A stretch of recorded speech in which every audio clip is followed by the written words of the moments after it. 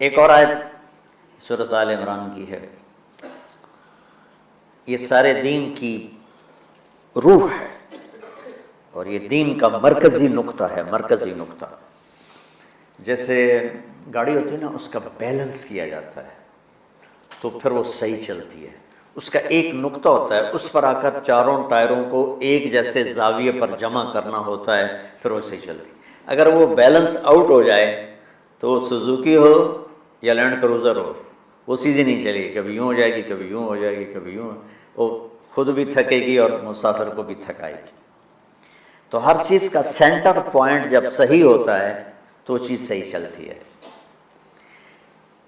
اسلام کا جو مرکزی نقطہ اور پوائنٹ ہے وہ نرمی ہے، شدت نہیں، وہ نرمی ہے، وہ عبادات اور باقی ساری چیزیں اپنی اپنی جگہ پر، لیکن ان سب کو جوڑنے والی جو چیز ہے وہ نرمی ہے۔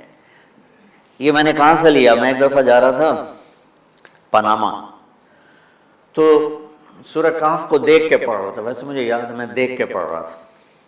تو جب میں وَلْيَتَلَطَّفْ پر پہنچا تو حاشیے میں لکھا تھا نصف القرآن۔ تو میں ایسی تھوڑی دیر سوچ میں پڑا کہ یہ اللہ تو قادر ہے، یہاں کوئی لفظ لا سکتے تھے اللہ تعالیٰ، یہ کیوں لائے وَلْيَتَلَطَّفْ؟ حد سے زیادہ نرمی کا معاملہ کرنا۔ وہ جو روٹی لینے میں گیا ترکی میں، ترسوس ایک جگہ ہے جہاں اردن والے بھی دعویٰ کرتے ہیں کہ یہاں سے اصحاب کہف، میں نے وہ بھی دیکھا ہے، اور ترکی والے بھی کہتے ہیں میں نے وہ بھی دیکھا ہے۔ تو ترکی والا قرآن کی تعبیر سے زیادہ جوڑ کھاتا ہے، اردن والا جوڑ نہیں کھاتا ہے۔ تو اس کا وَلْيَتَلَطَّفْ، اے بھائی کوئی بھاؤتاؤ کے چکر میں نہ پڑنا، بڑی نرمی سے پیار محبت سے روٹی لے کے آجا، بھوک لگی۔ اور صیغہ مبالغہ کا ہے، تلطف، تفاعل، مبالغہ اور تکلف۔ تو تمہارے اندر اگر سختی ہے پھر بھی تم با تکلف نرمی کرو، تمہارے اندر شدت ہے پھر بھی اپنے اوپر نرمی طاری کرو۔ تو یہاں سے مجھے یہ بات سمجھ میں آئی کہ پوری شریعت کا سینٹر پوائنٹ قرآن ہے، اور قرآن کا سینٹر پوائنٹ نرمی ہے، وَلْيَتَلَطَّفْ۔ اب ہمارے ڈانٹ ڈپٹ کو بزرگی سمجھا جاتا، ڈانٹ ڈپٹ کو تربیت سمجھا جاتا، استاد شاگرد کو ڈانٹ رہے ہیں، پیر مریدوں کو ڈانٹ رہے ہیں، امیر مامور کو ڈانٹ رہے ہیں، والدین اولاد کو ڈانٹ رہے ہیں، اور میرا اللہ کہہ رہا ہے نرمی۔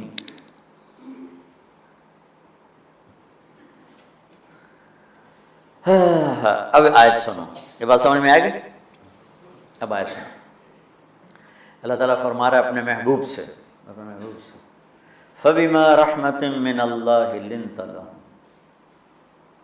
وَلَوْ كُنْتَ فَظًّا غَلِيظَ الْقَلْبِ لَانفَضُّوا مِنْ حَوْلِكَ فَاعْفُ عَنْهُمْ وَاسْتَغْفِرْ لَهُمْ وَشَاوِرْهُمْ فِي الْأَمْرِ فَإِذَا عَزَمْتَ فَتَوَكَّلْ عَلَى اللَّهِ إِنَّ اللَّهَ يُحِبُّ الْمُتَوَكِّلِينَ۔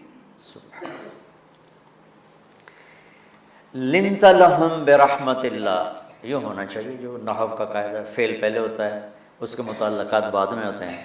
تو لِنْتَ لَهُمْ بِرَحْمَةِ اللَّهِ، آپ اللہ کی رحمت سے نرم ہو کے اپنی امت کے لیے۔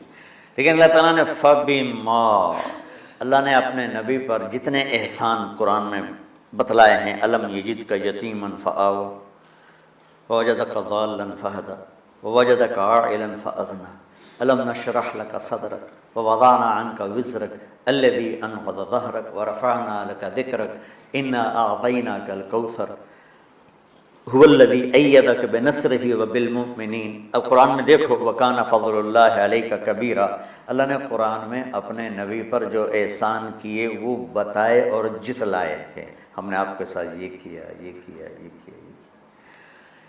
یہ احسان جیسے اللہ نے بتایا ہے نا اپنے نبی کو، یہ احسان نرمی والا جس طریقے سے بتایا، اس طریقے سے کسی احسان کو ذکر نہیں کیا۔ فَبِمَا، یہ میرے ہاتھوں کو دیکھو، ہم جب کہتے ہیں بہت بڑا، اس سے آگے تو ہمارے ہاتھ نہیں جاتے نا۔ تو میرا ایک بھتیجا تھا تو دیر سے بولا جب وہ گاڑی پہ ہوتا تو ہم کہتے کس چیز پر آئے، تو وہ یوں یوں کرتا، اور جب وہ بس پہ آتا تو کہتا ایسے ایسے کرتا، ایسے کہ بھئی بس بڑی ہوتی ہے نا تو اس کا یوں اشارہ کرتا، اور گاڑی چھوٹی تو اس کا یوں اشارہ کرتا. تو فبما، یہ جو فبما رحمہ ہے نا، یہ زمین آسمان سے بھی باہر نکل گیا ہے، اور مشرق و مغرب سے پار ہو گیا، شمال جنوب سے پار ہو گیا، فوق تحت سے پار ہو گیا. اللہ تعالیٰ فرما رہا ہے میرے محبوب میری اتنی بڑی رحمت آپ پر آئی جس کو آپ کے رب کے سوا کوئی نہیں جانتا، اور پھر آپ نرم ہو گئے، نرم ہو گئے. ان اللہ لا یعطی علی الرفق ما لا یعطی علی العنف. اللہ جو نرمی پہ دیتا ہے وہ سختی پہ نہیں دیتا. لو کان الرفق خلقا لما رأى الناس خلقا احسن منہ. نرمی کی کوئی شکل ہوتی تو اس سے حسین کائنات میں کوئی شکل نہ ہوتی، جنت کی حور سے بھی اعلیٰ شکل ہوتی. وَلَوْ كَانَ الْعُنْفُ خَلْقًا لَمَا رَأَى النَّاسُ خَلْقًا أَبْغَضَ مِنْهُ. اور اگر بد اخلاقی کی، سخت مزاجی کی کوئی شکل ہوتی تو شیطان سے بھی زیادہ خوفناک ہوتی.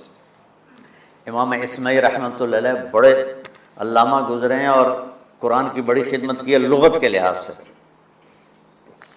تھے انتہائی بدصورت، کوڑا سیاہ اور حبشی ٹائپ. کہنے لگے زندگی میں کبھی دھوکہ نہیں کھایا سوائے ایک دفعہ ایک لڑکی نے مجھے ایسا بیوقوف بنایا کہ میرے 14 طبق روشن کر دیے. کہ میں جا رہا تھا تو ایک خوبصورت لڑکی نے مجھے مسکرا کے اشارہ کیا. میں کہہ لیا بھائی کوئی میرے اوپر بھی عاشق ہے تو میں اس کے پیچھے چل پڑا. وہ آگے آگے میں پیچھے پیچھے، وہ آگے آگے میں پیچھے پیچھے.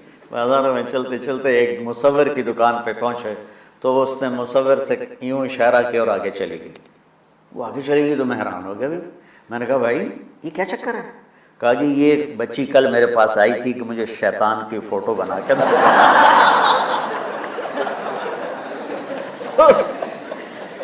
تو میں نے اسے کہا بیٹی میں نے تو شیطان دیکھا نہیں، تو مجھے دکھا تو میں اس کا فوٹو بناؤں. تو آج تمہیں لے کر کہہ رہی تھی یہ ہوتا ہے، ایسا ہوتا ہے. تو اگر سختی کی کوئی شکل ہوتی نا تو شیطان سے بھی بدصورت ہوتی.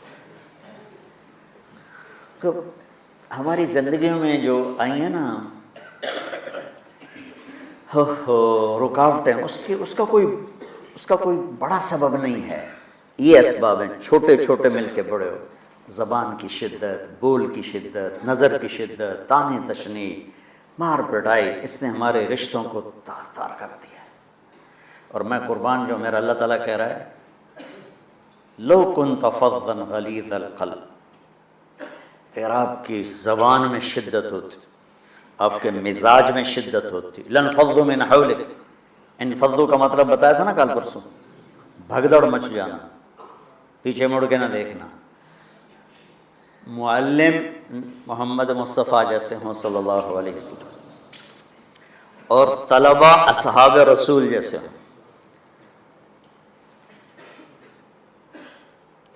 محمد الرسول اللہ، سورہ فتح اللہ نے یوں ایک آیت محمد الرسول اللہ والذین معہ. یہاں محمد اللہ کے رسول ہیں، یہ دعویٰ ہے، یہ دعویٰ ہے کہ یہ میرے رسول ہیں. تو پوچھنے والا پوچھتا ہے کہ اس کی دلیل کیا ہے؟ تو اللہ کہتا ہے اس کے ساتھیوں کو دیکھ لو، ایسے ساتھی صرف نبی کے ہوتے ہیں اور کسی کے نہیں ہوتے. والذین معاہ،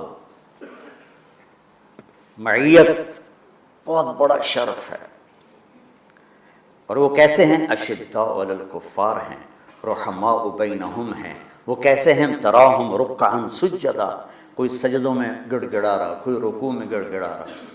اور اخلاص ایک باریک چیز ہے جس کو موت سے پہلے ہم دعویٰ نہیں کر سکتے کہ میں جو کچھ کر رہا ہوں اخلاص سے کر رہا ہوں.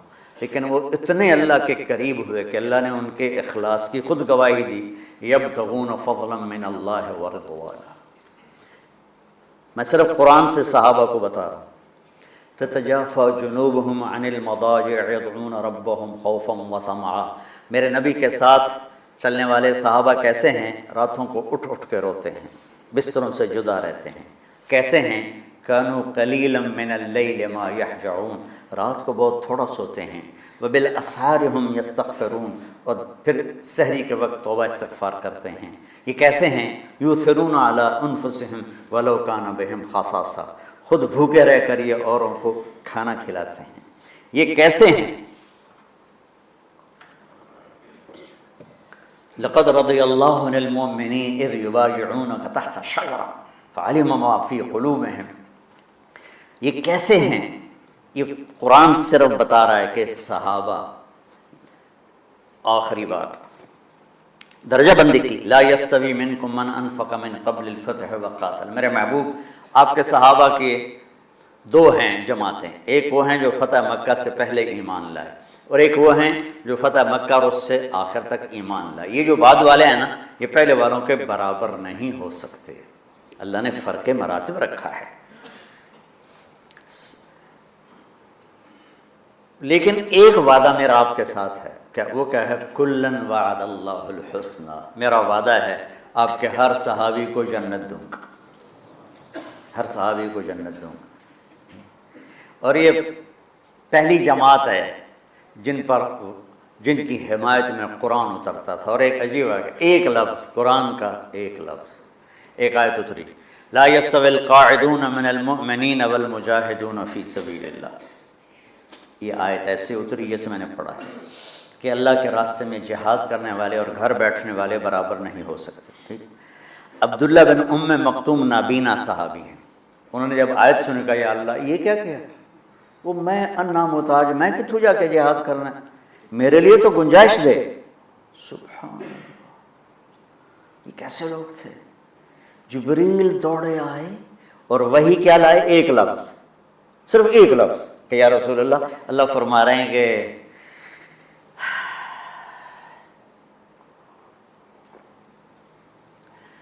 کیا ہے؟ عبس وتولی اذ جاءہ الاعمى، کہا میرے بندے کی فریاد میرے پاس پہنچ چکی ہے، لہٰذا اب اس آیت کو یوں پڑھا جائے، لا یستوی القاعدون من المؤمنین غیر اولی الضرر والمجاہدون فی سبیل اللہ، کہ جو معذور ہیں ان کے علاوہ جو صحت مند ٹھیک ٹھاک ہیں وہ اور جو میرے راہ میں ہیں برابر نہیں ہو سکتے۔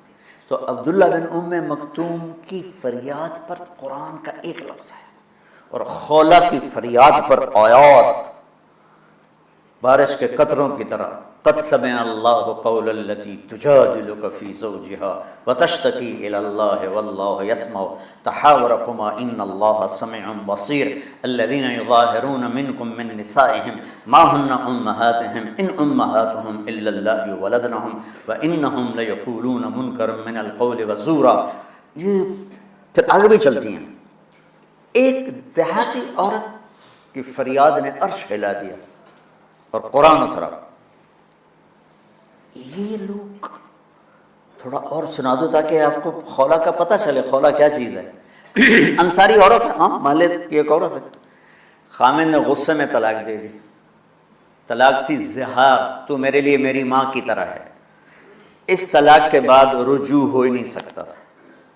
3 طلاق میں تو رجوع ہو جاتا نا، کہ کسی اور جگہ شادی ہو جائے، وہاں سے طلاق ہو جائے، واپسی، لیکن اس میں رجوع ایسا ہی ہے شیخ، ایسا ہی ہے، اس میں دوبارہ اگر اس کی شادی ہو جائے اور پھر وہاں سے وہ فارغ ہو کر اس سے شادی نہیں ہو سکتی، یہ اس زمانے کا رواج تھا۔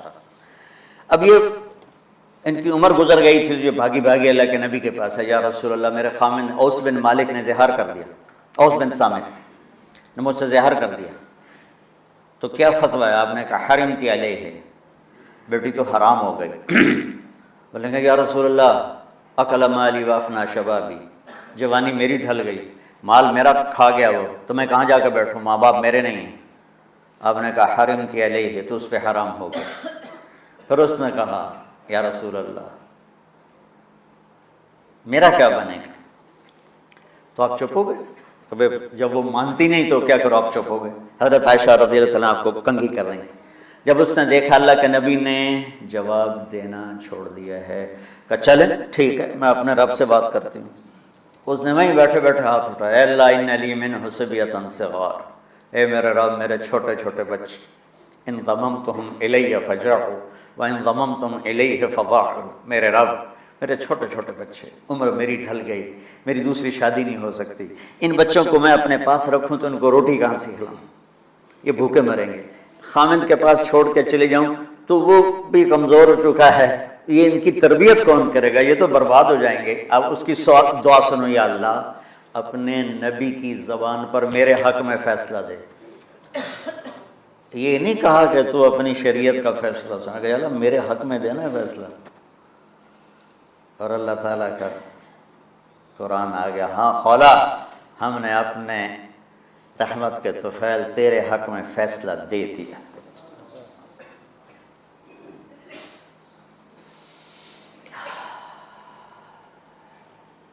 اتنے بڑے مقام کے لوگ، لفظ کیا آ رہا ہے؟ لن فضوا من حولی، یہ آپ کو چھوڑ کے بھاگ جاتے۔ سختی اتنی بڑی بلا ہے کہ اتنے دھرتی نے کسی نبی کے ایسے ساتھی نہ دیکھے اور ایسے عظیم انسان دنیا میں نہ آئیں گے انبیاء کے بعد، عظیم ترین انسانوں کا ٹولہ، لیکن وہ بشر تھے، ان سے خطائیں ہوئیں، ان سے گناہ ہوئے، پر اللہ نے کہا جاؤ ہم نے معاف کر دیا، کلاً وعد اللہ الحسنی، جاؤ سب کے لیے جنت ہے۔